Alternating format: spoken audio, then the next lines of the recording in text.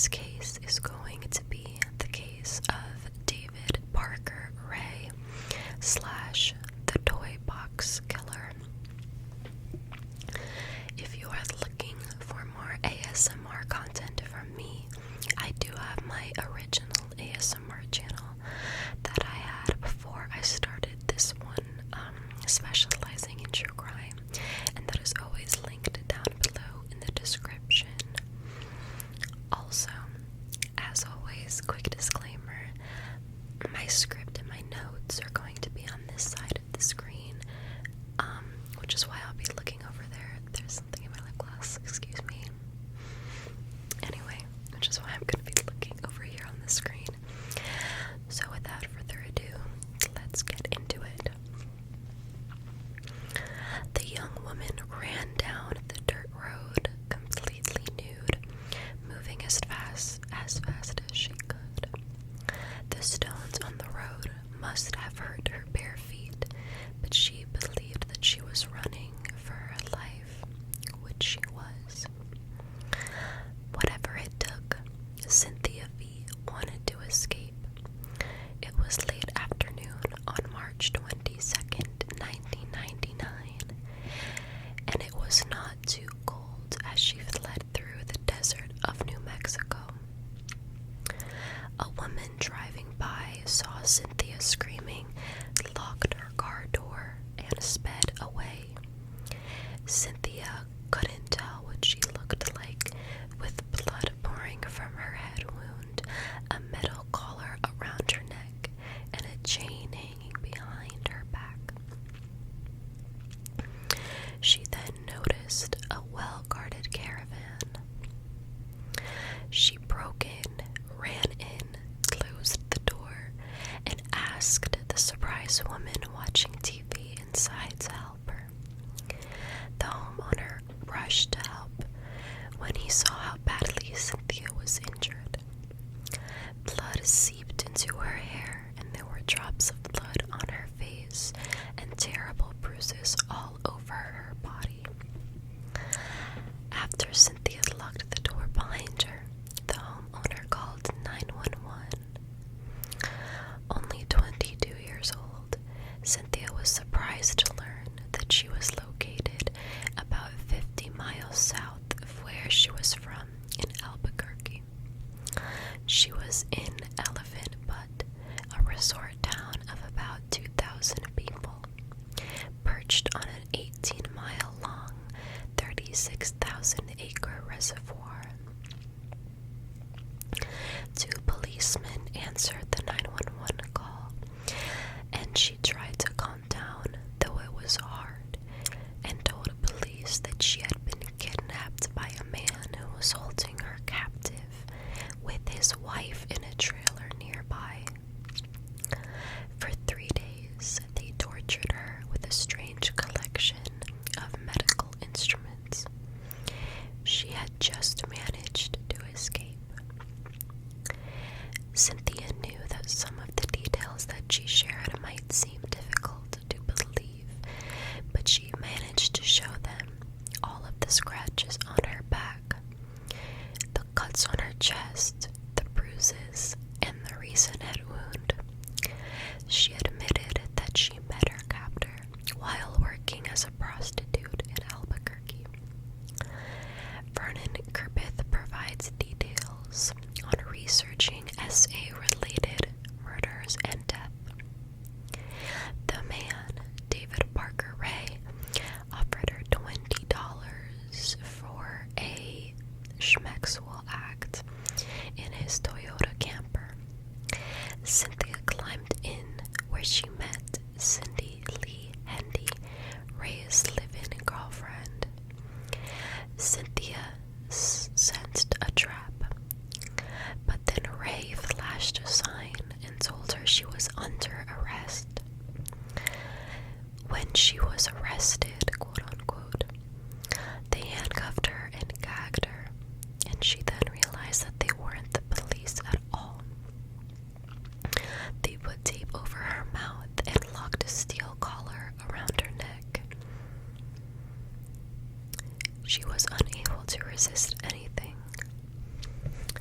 When the car stopped, they took her into a double-wide trailer and chained her to a post next to the bed.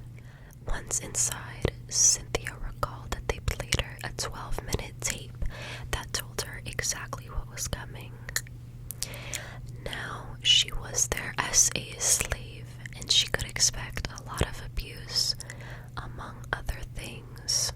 The taped voice ordered her to face her SA and give the captor, David Parker Ray, Schmeckswell axe if he demanded it. She was also told that there were women before her and that they had died. They used various electric and medical tools on different parts of her body, ignoring the gasps of pain and pleas in her eyes to be released. And she was sure that she would die in that trailer. They hung her from the ceiling, whipped her, and threatened her with a gun. Ray also repeatedly SA'd her and took every opportunity to humiliate her.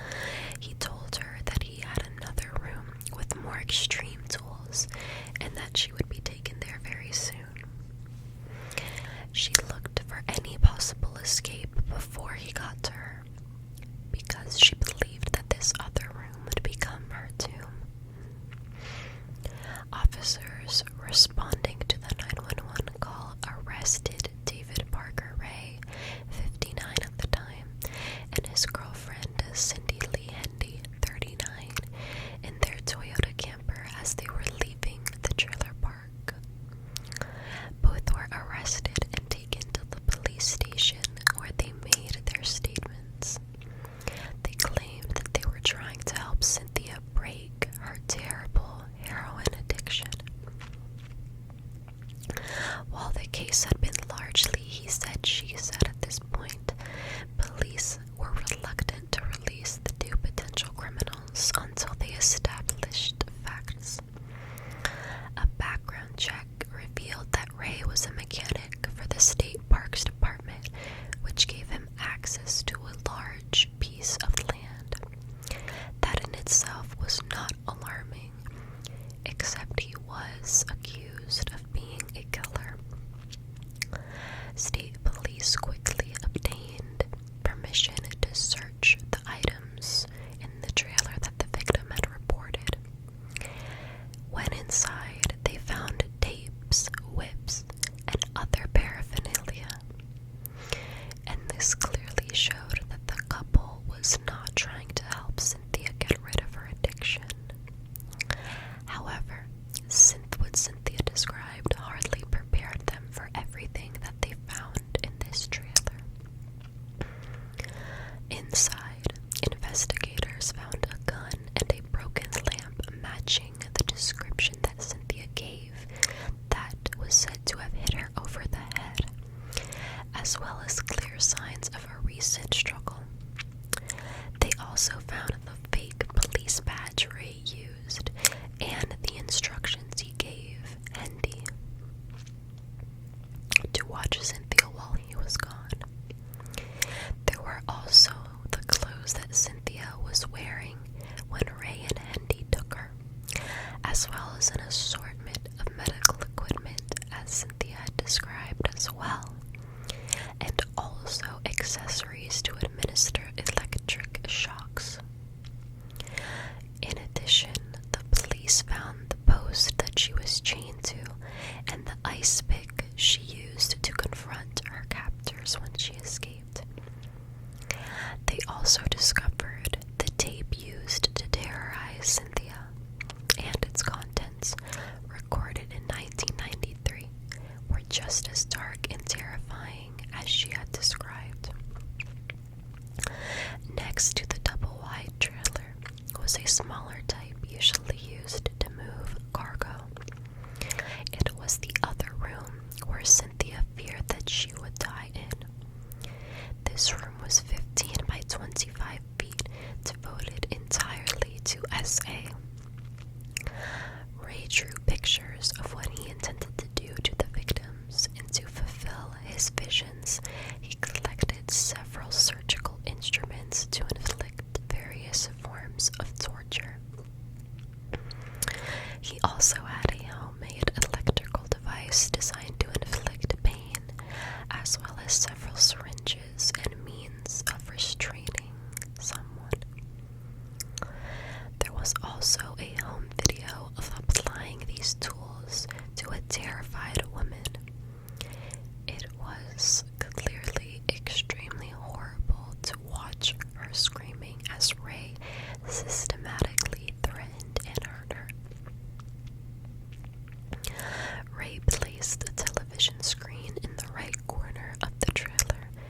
so that his victims, who were tied to the chair during the torture, could watch what he was doing to them on the screen.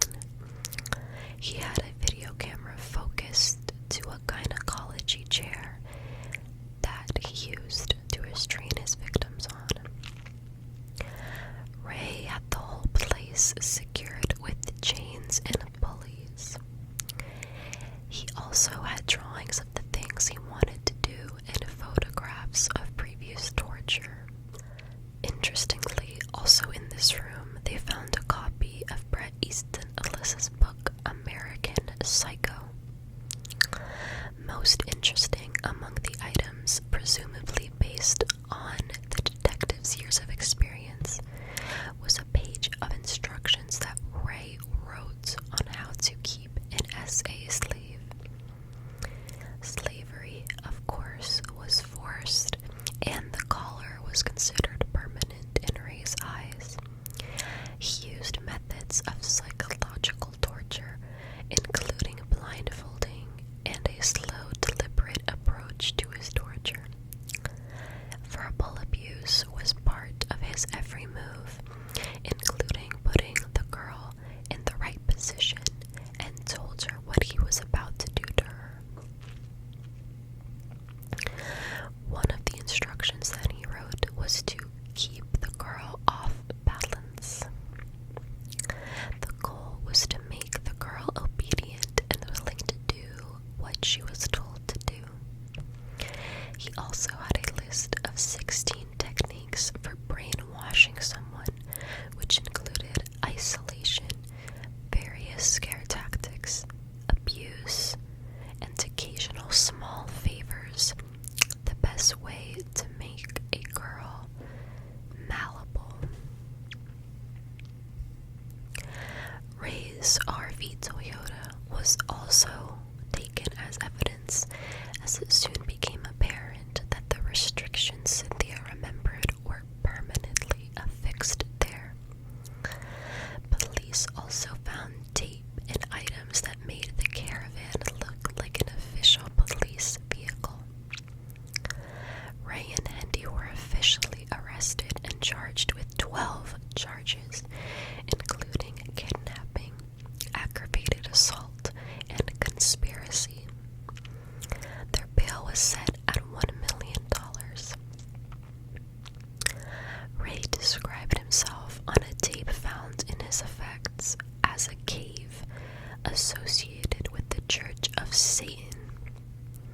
His slaves, quote-unquote, were not only for his use, but according to him, were all members of his congregation. In other words, the women who were forced to listen to this were led to believe that she had been repeatedly SA'd and abused by many others who enjoyed the most sadistic amusements that man could devise. For every threat that Ray made in the tapes, he had every means and intention to carry it out. The search team had a huge task to collect and tag each item. Evidence had to be handled carefully and in such a way that nothing was left out of court. They believed that Ray was a serial criminal, possibly a serial killer, and they wanted to get him for it.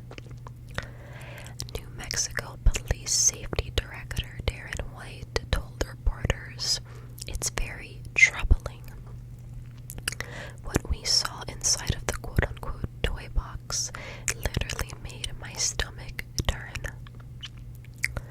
While officials did not release the details, concerned residents were still fearful that the nightmare was an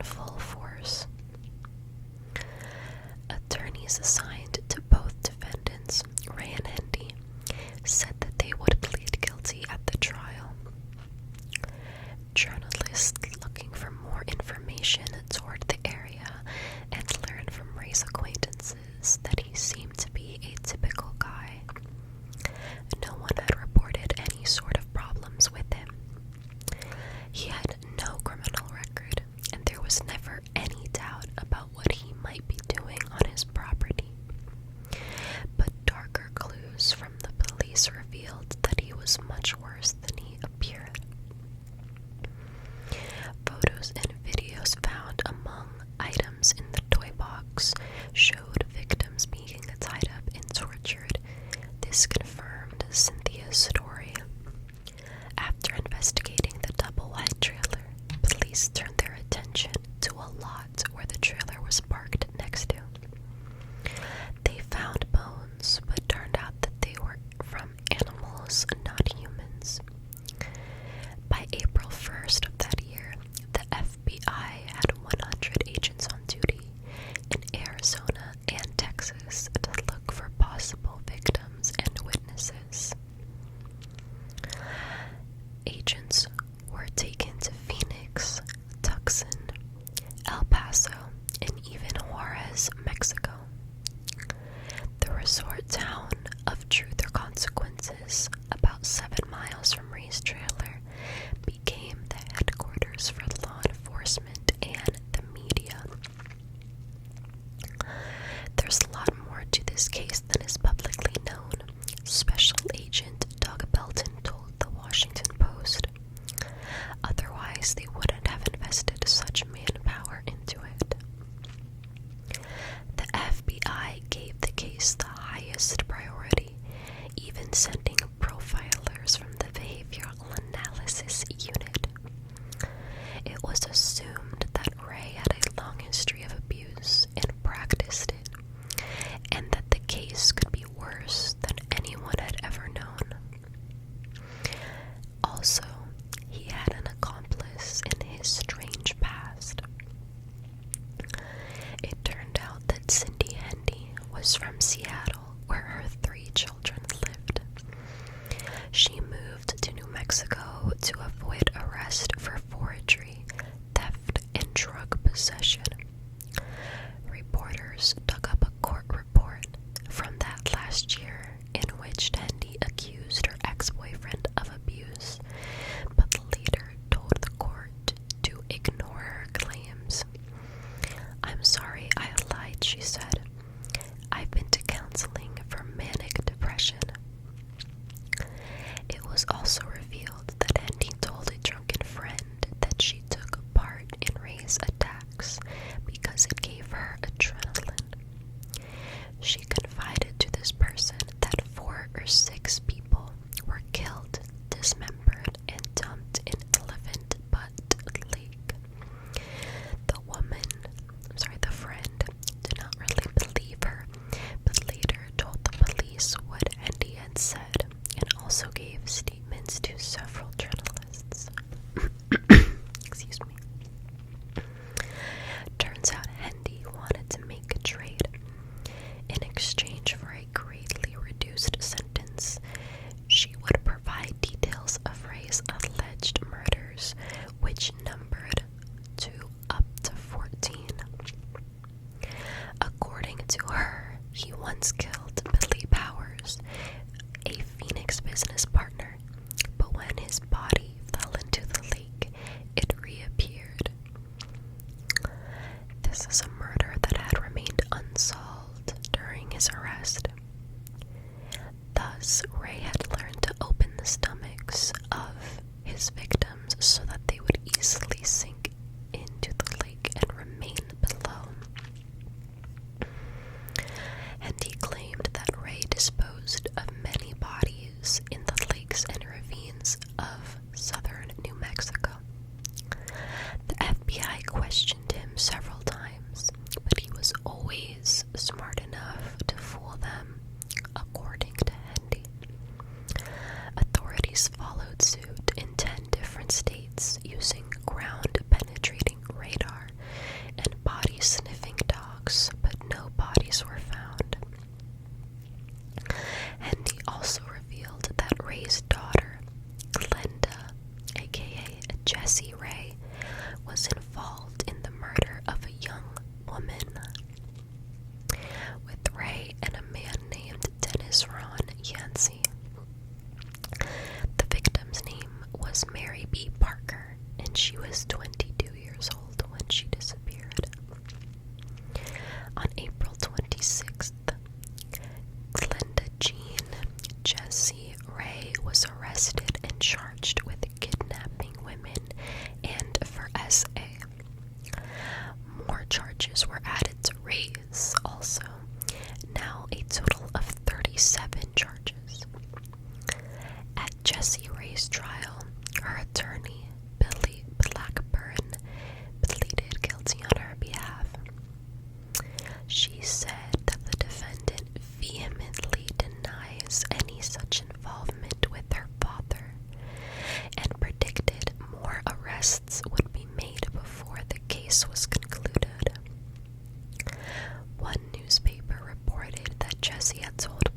police 13 years earlier that her father kidnapped and sold women in Mexico, but these victims were never identified and there was no record of a report being made. Regardless how many accomplices Ray had or not, FBI profilers quickly diagnosed him as a criminal schmexual sadist. State District Judge Neil Mertz ordered that Ray be tried separately for each of his 3 known victims. One trial was scheduled to begin on March 28, 2000, for the kidnapping and SA of Cynthia. Judge Mertz made it difficult to use the evidence when he suppressed Ray's first interviews with the FBI and New Mexico State Police. He also banned the press from doing anything to leak information about the trial. And also, they were not allowed to report on the jury selection. Shortly after such jury selection, Ray suffered a heart attack and was transported to Las Cruces Hospital. His lawyer, Jeff Rain, said he had a history of heart problems, but prosecutors thought that this was a ploy to delay the trial. If so, he succeeded because the judge allowed them to take a break for a week. This allowed for further legal delays and the exclusion of several FBI expert witnesses. Then, after the delay, Judge Mertz decided to start another trial, this one for the kidnapping and torture of a Colorado woman in 1996. Despite the flimsiest of evidence, Mertz postponed that trial until the end of May. Ray was happy with the delays, as if he was the one manipulating the system. It seemed to make him feel powerful, especially when Mertz left out Ray's printed prisoner handling procedures and all of the equipment found in the trailer, because no one could prove that they were there in 1996. The prosecution had the victim's testimony about what was done, as well as a video, which did not mean that the objects that were seen were the same as those obtained during the 1999 search, according to the judge.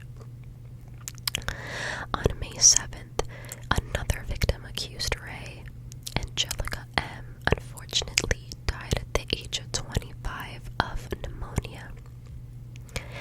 After her attack, she became a drug addict, and this led to her death.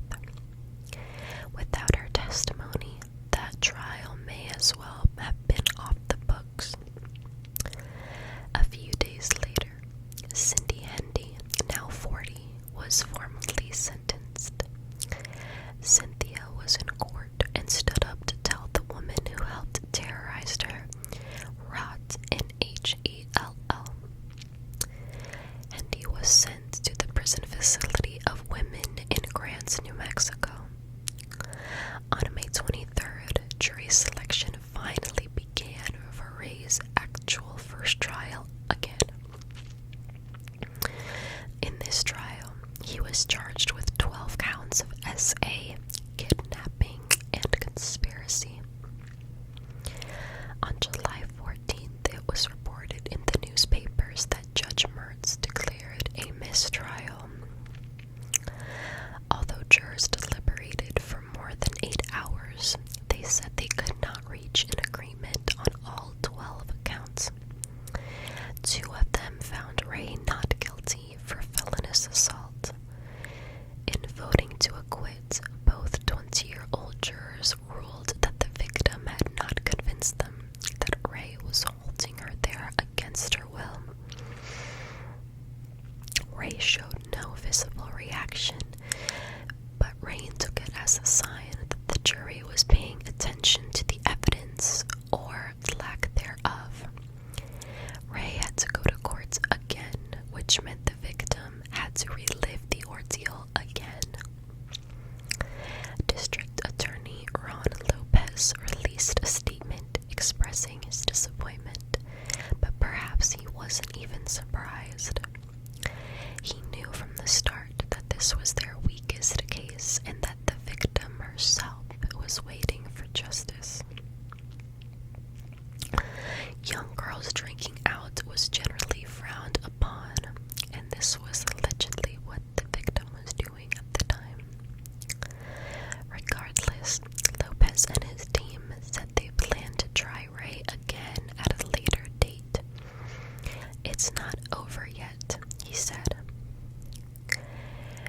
selection began in November 2000 for a new trial with Jim Yance as a prosecutor. But Judge Mertz actually died just days after this. This delayed the proceedings again, as well as the disqualification of 2 other judges. Finally, on April 9th, 2001, the trial began, and Los Lunas attorney Kevin Suiza had just assigned a judge to the trial. The court confirmed the conviction of Mertz for the untested items, so Yance again had an uphill battle.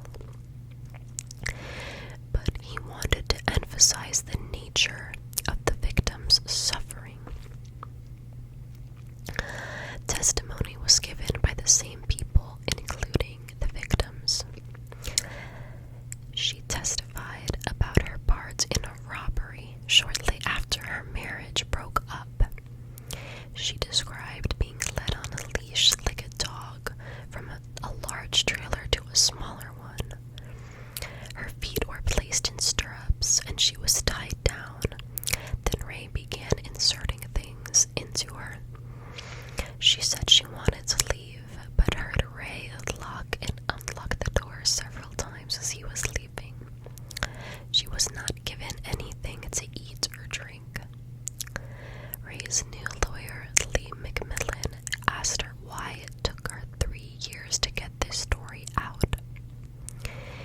He also added that there were differences in her testimonies from the previous trial that she testified at. The only thing that she could say was that her memory of the assault was hazy. He thought it was all a fantasy that she made up. Psychotherapist David Spencer testified, as he did in the first trial. He said that as he was caring for the victim, her sleep disturbances were consistent with post-traumatic stress disorder. Audio and video of Ray doing what he did to his victims were played in court. The victims cried as he watched, but members of the jury did not react. It seemed possible that, like the first jury, they would lean towards acquittal. The defense did not call witnesses because an expert on sadomasochistic psychology was prohibited. That person would have presumably addressed the nature of consensual schmexual fantasy play involving rituals used by Ray. Ray said that he wanted to testify on his behalf, but his attorney refused to allow him to do so. Ray did vow that if convicted, he would fight it in the Supreme Court. "I am innocent," he said. But the jury actually did convict him of all 12 counts in this case. On May 28th, 2002, just as he was about to be transferred to the general prison population at the Lee County Correctional Facility, David Parker Ray suffered a heart attack and died. He was 62. So that is the case of David Parker Ray. More information came out after his death regarding his kill count. I also do want to say that this case is definitely the case that has disturbed me the most since I've heard about it. I've been into researching true crime for years, and I remember when I first saw a documentary on this, I was actually a freshman in high school, and it really just, for some reason, this one just really hit me hard, like harder than any other case that I've ever read about. You can access pieces of the audio clip that Ray would play for his victims on the internet. However, I don't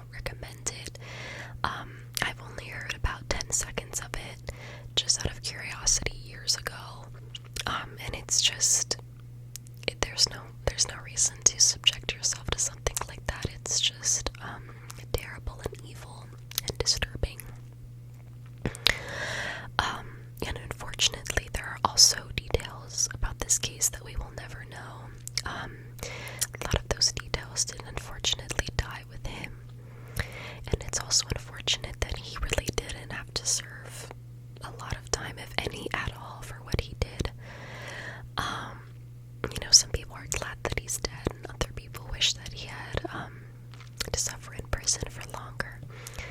I believe that he should have had to serve some of his sentence. I feel like he got the easy way out in that, which I think is really unfortunate for the victims and their families. But other than that, I hope that this case was interesting to you guys and that you enjoyed this video. As always, if there is a case that you would like me to cover, please comment